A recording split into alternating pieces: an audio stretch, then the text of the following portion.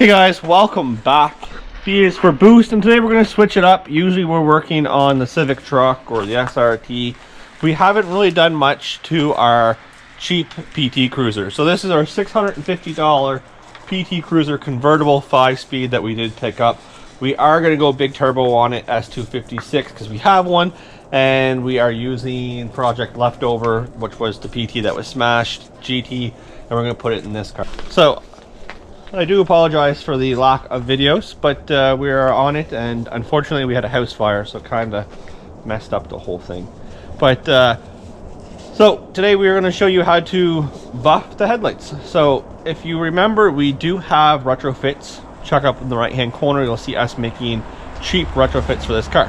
The issue we ran into, let me show you, is this is an Eastern car that was driven all the time. Now this side isn't bad, but you can start to see that it's bubbled here. Well, the screw going through the tab that it screws into broke, so it just spins on this side and the other side, which means we can't really do the headlights just yet because it's going to need 2 new fenders put on anyways. So we're going to wait until we paint it. That way we're not basically changing fenders and maybe wrecking the bumper, because the bumper is beat up as well, and I kind of want to do the one-piece grill. So we are just going to do this to make it last. So Jeff's going to show you. Look how bad that is. Whew. Nasty. That is nasty. So we are going to just buff them. We did put LED lights in it, so we're going to get on that. Just because we had them. I guess you guys can see where the LED lights came from. That is a whole different video. And then you can see my boarded house up there. Well, maybe not. Now you can kind of see my boarded house. So the first thing he's going to do is wet sand the headlights. So we're going to show you how to do this at home. If you have some fogged up headlights, what are you starting off with? 1,000? 400. Because these ones are that bad. Oh, look at that. Depending on how bad they are, that's usually where I'll start, is either 4 or 6.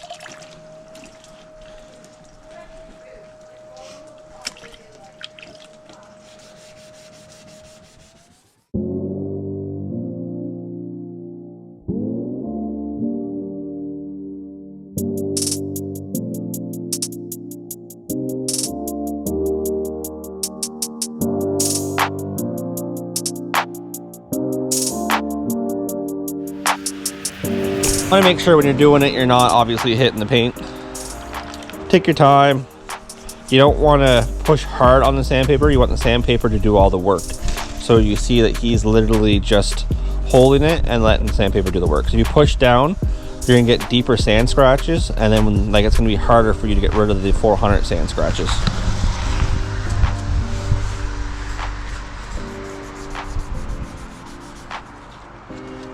And try to keep it wet. And yeah, like Jeff was saying, you definitely want to do this wet. Wet helps with the sand scratches as well. It doesn't get as deep. It only takes off surface layer more than anything, instead of the UV coating that's on the lights.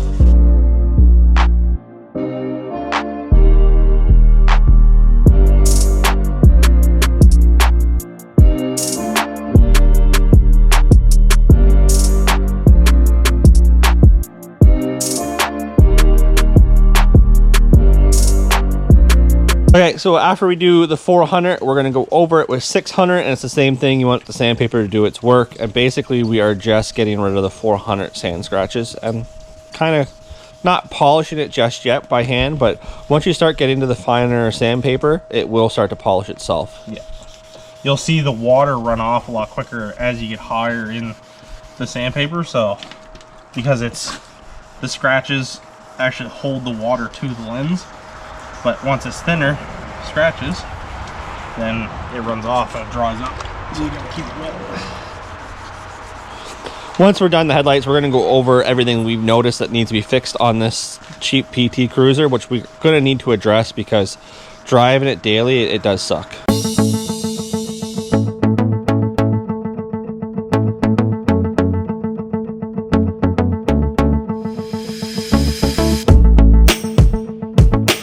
Make sure in between each coat of sandpaper, you're just going to wipe it down, as you see Jeff is doing. I'm assuming that's going to be 800. Yeah. 400, 600, 800, 1,000, 1,500, 2,000, and then 3,000. And pop. Now, if you're not clearing your headlights, guys, this will come back. I'd say probably 6 months or so. Depends on the weather conditions that you drive in and how exposed it is. So we're not clearing them because we do have our other lights, and basically this was just a, I'm not going to say a filler video, but we just wanted to get a video out to you during this madness of stuff that's going on.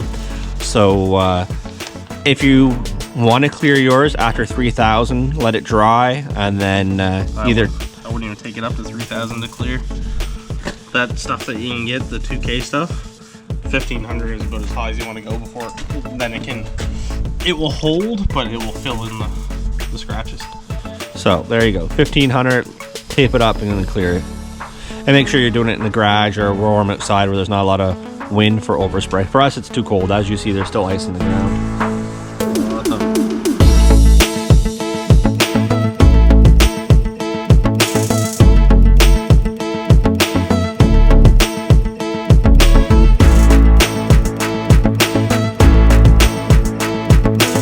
So what are you going to do now? This, well, that was 1,000. No, that was 1,500 already. So this is 2,000. 1,000, 1,500, 2,000, and then 25. No, 3,000. 3 to 3. 2 to 3. I don't know. They probably do make 2,500, but they do. I haven't seen it available anywhere that I get it. Mind you, I only get my stuff at Canadian Tire, so. Napa sells it. I got some in the garage in the basement. 25? Yeah. 2, 25, and 3. Most time you don't even need to do 3. I just do it just because. I'll grab the 3 after, or the 25 and stuff afterwards and show you. I should have a box. I don't use it because I don't do wet sanding. No. Make it a hole. You can already see the difference without even being polished. Basically, what it's wet is what you'll see it. Same if you cleared it too. Yeah. Same with paint. If you're doing any body work. Yeah. If you spray your primer down with water when it's dry, you'll see if there's any ripples. I just keep sanding and sanding and sanding and just say, F it, I'm gonna send it. Like the Civic truck.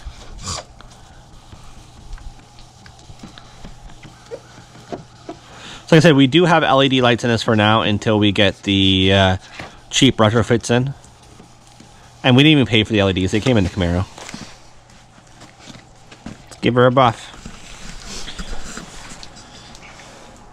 So you're starting off 2 pads? Is what you're doing it with? Usually I got a 3rd, but my middle grade one went missing.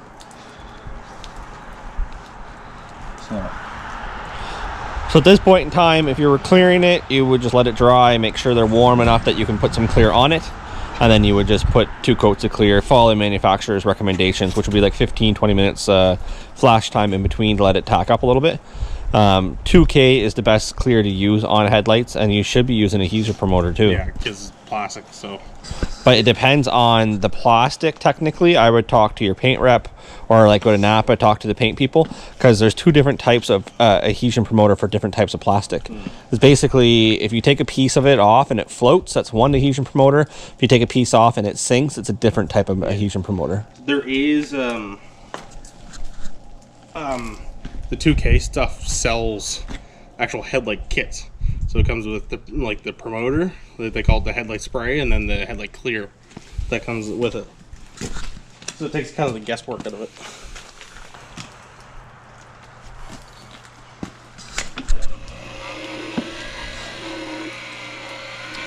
Now, as you see, he's just starting off nice and slow, so he's not throwing the polish everywhere. Get into all the cracks. Now, if you're new to polishing and you don't feel comfortable, you should tape up around the headlights so you're not hitting the paint. And there's only 2 reasons I'm not. 1, I've done this many times, and 2, well, this needs to be painted anyways.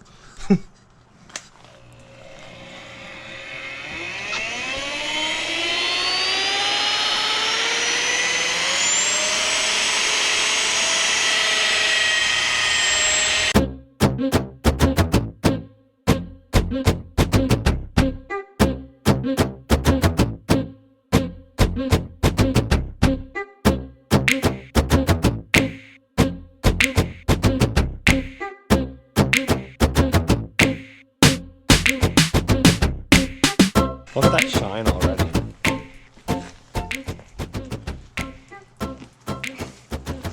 Look at the difference.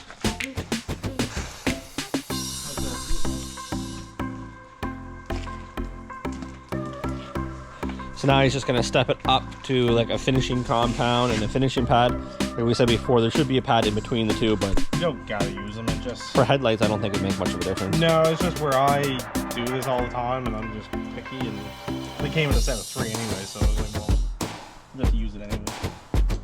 So this is an actual polished compound. The other stuff is the bluffing. Oh, yeah.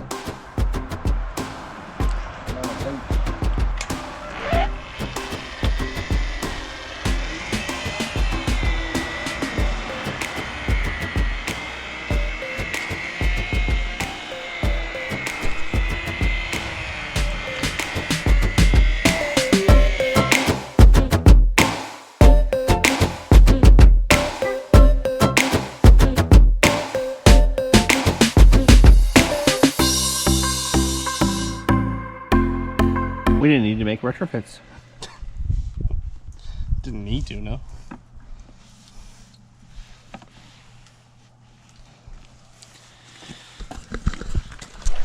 And there we have our one clean headlight. Look at it. Let's look at the other side. It's like, no. Oh, God. Turn the light on for a second. Let's see if we can see the difference in the daylight.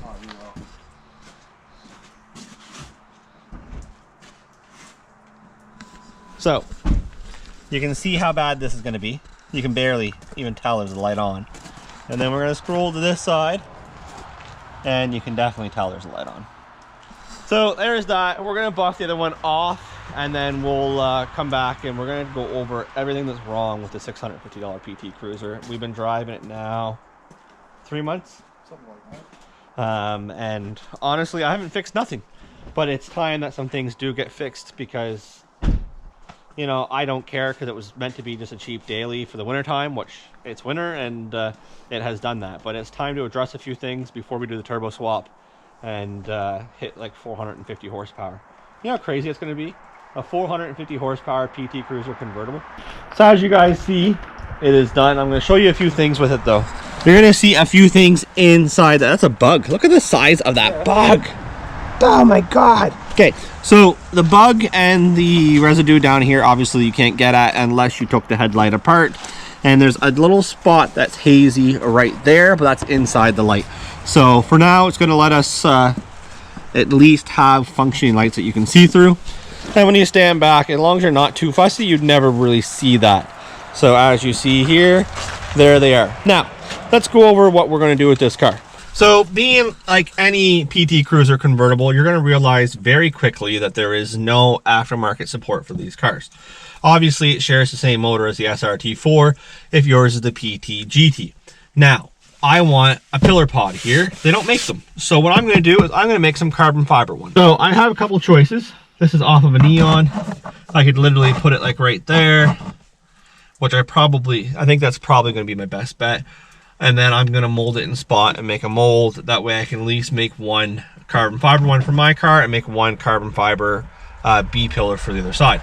Now, this was in a Neon as well. It's a triple pillar pod. You can see that we might be able to make it fit if we take a couple inches off the top here, a couple inches off the bottom, and then we're going to have to do that as well. I'm going to try to do that as well. I'd like to see a triple in here more than a double, only for the fact is a double, by the time you get your boost gauge, wideband will be your two most important ones. Well, it's all you get. I'd like to at least get an oil pressure gauge because I'll give you a little tip. We already have a blue boost gauge and oil pressure gauge that we bought from China, and I want to see if they're going to be any good. So it's going to be a review later on down the road, but they were like $6 for both of them. If it doesn't work, we will go with this right here and we'll get it molded on there, and then we'll mold it in spot and wrap it in carbon fiber.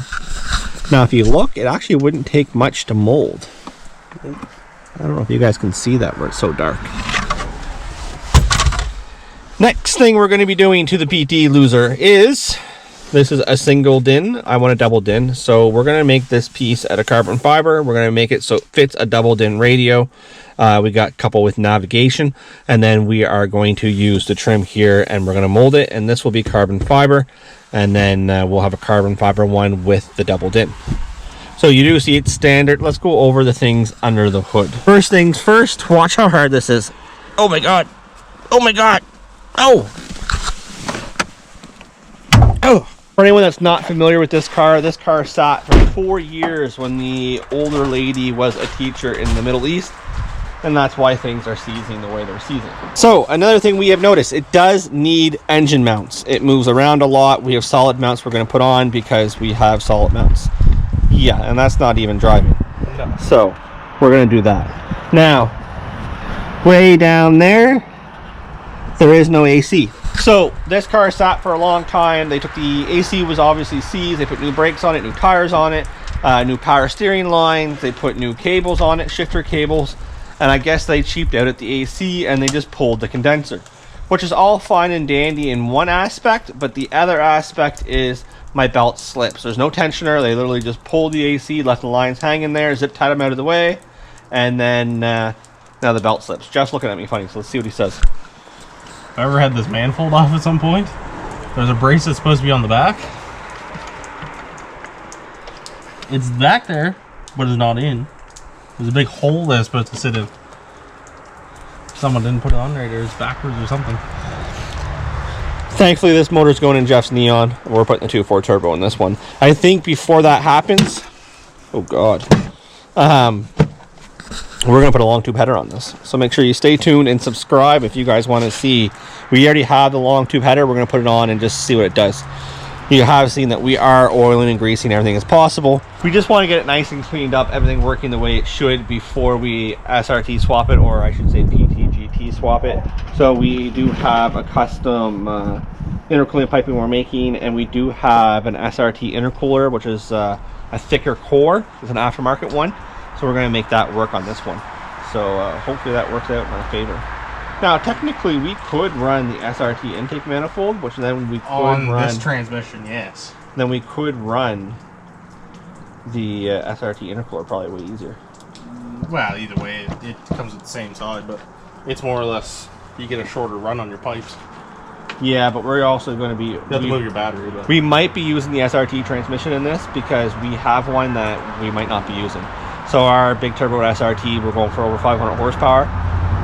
So we might put a 3-speed auto in it. If we put the 3-speed auto in it, we're going to put the brand new clutch and the rebuilt transmission in this because we have it. It's LSD, it's ACT clutch. It's already at 430 horsepower and holding up just fine. Saves us wasting money on a clutch for the T350. yeah. So we're going to leave it at that, guys. If you do subscribe, it does help us out. We do have the Civic truck, which is behind us, which we're probably going to pull out just to assess it, and I might wash it where it's nice outside. That way we might get that off the hoist at least. We'll see if we can get a couple things tidied up and that can go outside, and then the Civic truck can go on the hoist and stay on the hoist. So thanks a lot, guys. Have a good one, and we'll definitely catch you on the next.